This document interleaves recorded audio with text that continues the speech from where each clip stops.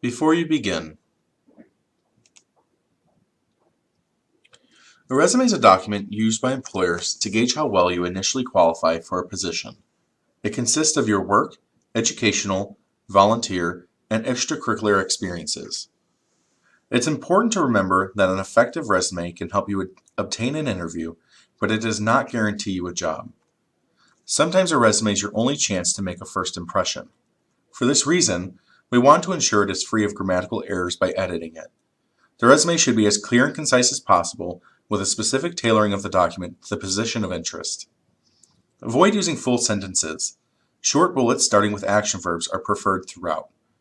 The average employer spends on average about 6 to 10 seconds looking at a resume before deciding whether or not to call a candidate for an interview. It is essential to present yourself in the most positive and honest manner possible. Do not draw attention to any weaknesses. Two of the most common errors in resume writing is the inclusion of high school accomplishments and the use of personal pronouns such as I, my, and me. Additionally, all experience on a resume should be put in reverse chronological order. This means the most recent to the least recent.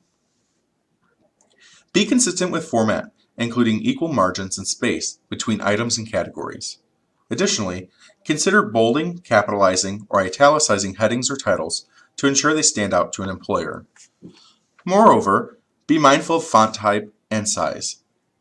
Use legible fonts with a size of 10 to 12 point. Be careful with color, especially to design students. Make sure that the resumes print well in both color and black and white. Although a one-page resume is preferred, it truly depends on the individual. For example, a non-traditional student, graduate student, or student with military experience will have more experience than a first-year student fresh out of high school. When printing a resume, print on 8.5 by 11 resume paper, such as white, bone, or light gray paper. When completing a resume and printing it off, check for print quality and bleed. Additionally, before printing, have it reviewed by at least 3 other individuals and a career services staff member to ensure that it is free of grammatical errors. When sending a resume to an employer, save it as a PDF to ensure that the document is not altered upon submission. Getting started.